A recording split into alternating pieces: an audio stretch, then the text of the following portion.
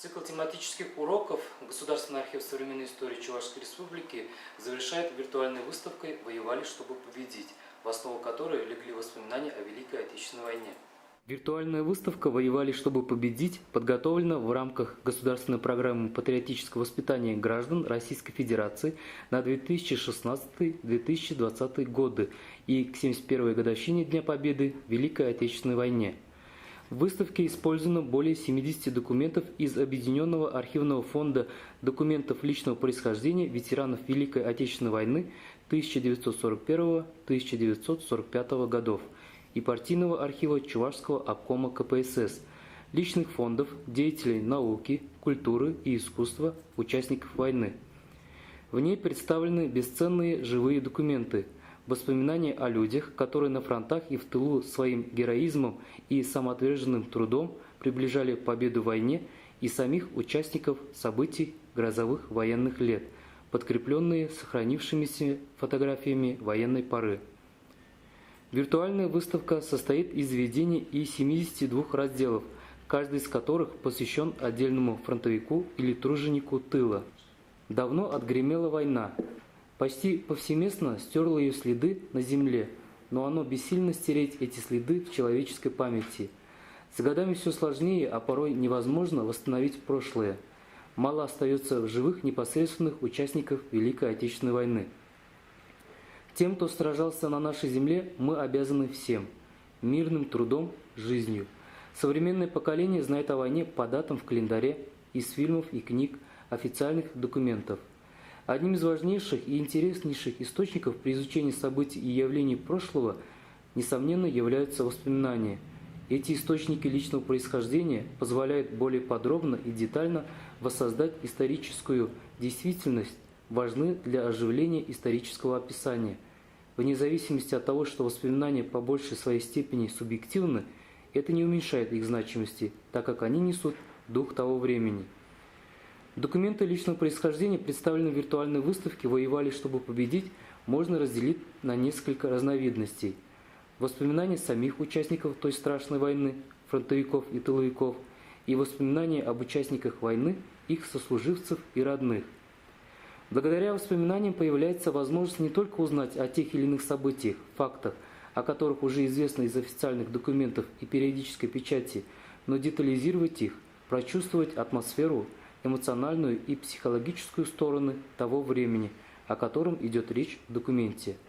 Воспоминания точно передают переживания, отчаяние, боль, всю эмоциональную нагрузку, с которыми люди встретили новость о начале войны.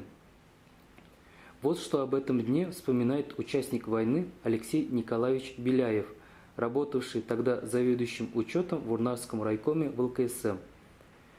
22 июня 1941 года выдался ясный солнечный воскресный день. На этот день у нас в Урнарах был подготовлен районный праздник песни и труда. Мне поручили с утра быть на площади, принимать коллективы художественной самодеятельности и распределять их по местам. По дороге я встретился с учителем Урнарской средней школы Иваном Никифоровичем Никифоровым. Разговорились. Смотрим, мимо нас проезжает на велосипеде второй секретарь ВКПБ Виктор Николаевич Багров и на ходу сообщает: «На нашу страну напала гитлеровская Германия, началась война». В райкоме партии быстро собрались руководители районных организаций и учреждений. С кратким сообщением о начале войны выступил первый секретарь райкома партии Семен Сергеевич Сергеев. Он призвал всех быть дисциплинированными, не допускать никакой паники, грудью встать на защиту Родины. Тут же некоторые товарищи обратились с просьбой отправить их на фронт добровольно. Война, несомненно, была встречена беспокойно и взволнована всем населением союзного государства. Но вместе с тревогой и страхом мы в воспоминаниях видим и единство, патриотизм, проявленные обычными людьми независимо от возраста, пола и профессии. Это, к примеру, отражает воспоминания Гермогена Васильевича Лазарева, работавшего к началу войны заведующим отделом учета и физкультуры Яльчикского райкома ВЛКСМ. Мне тогда исполнилось 28 лет, но я еще был холостым.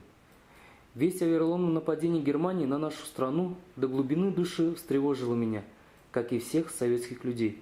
У меня быстро возникло желание пойти добровольцем на фронт и с оружием в руках участвовать в битве с ненавистным врагом.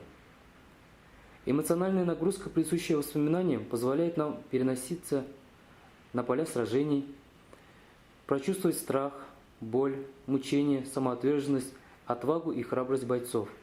Также появляется возможность детально воссоздать картину боевых действий. Из воспоминаний Ильи Николаевича Павлова, участвовавшего в составе 28-й отдельной танковой бригады в боях под Москвой. 24 октября 1941 года рота выдвигалась к полю боя. Серьезные и молчаливые ехали бойцы. С запада доносилась артиллерийская канонада. На дорогах разбитые машины, повозки. В деревнях сожженные дома, стоял запах гари. Настали напряженные минуты. Все чувствовали скоро бой. Огромное психологическое напряжение перед предстоящей атакой, внутренних сил для выполнения присяги Родине и злоба к ненавистному врагу. Все смешалось в душе каждого. Мы понимали, чтобы жить, выжить, есть единственный способ уничтожить врага. Волновались все, от командиров до рядовых бойцов. Предстоял первый бой, и каждый думал о том, как лучше провести его, как добыть победу. В воспоминаниях фронтовиков подробно описываются известные и малоизвестные страницы Великой Отечественной войны через призму личных переживаний.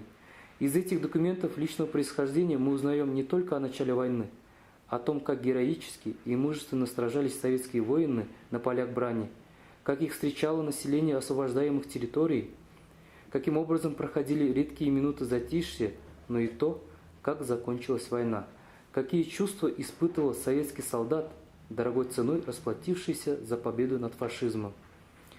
Участник войны Геннадий Максимович Павлов в своем воспоминании пишет: «Известие об окончании войны застало нас в пути.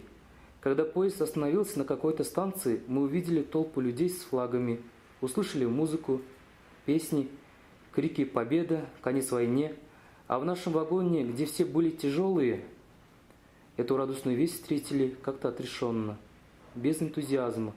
Слишком дорогую цену за эту победу мы заплатили. Боль отнимала все силы. Приходилось терпеть, сжимая зубы. В таком состоянии не было сил радоваться даже такому событию, как окончание войны». Кульминацией завершения Великой Отечественной войны, конечно же, стал Парад Победы, состоявшийся 24 июня 1945 года в Москве на Красной площади. Об этом историческом событии Аркадий Алексеевич Самарин в связи с 108-й Бобруйской ордена Ленина краснознаменной стрелковой дивизии, участник первого Парада Победы, в своем воспоминании пишет: «Цветы и улыбки, объятия и слезы до самых фрунзенских кавалерийских казарм сопровождали москвичи нашу колонну. Врезался в память возглас пожилой женщины сквозь слезы радости: «Как ведь вас дома-то ждут!» Да, дома ждали шагающих рядом отцов, мужей, братьев, сыновей. Ранний рассвет 24 июня встречали на Красной площади перед ГУМом. Сплошная облачность заслонила утреннее солнце, но с рассветом засверкали ордена и медали участников парада. Казалось, что от этого блеска просветлела площадь. Самое великое счастье солдата — вернуться живым. Но сколько матерей, жен и детей не дождались своих сыновей, мужей и отцов. Но их подвиги и подвиги вернувшихся домой участников той страшной войны бессмертны. Они живут в памяти и сердцах потомков.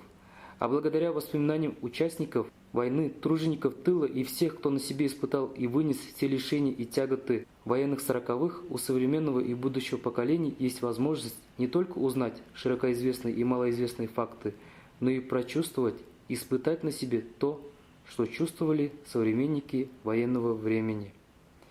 Более подробно с виртуальной выставкой «Воевали, чтобы победить» можно ознакомиться на сайте Госархива в разделе «Электронные издания и публикации».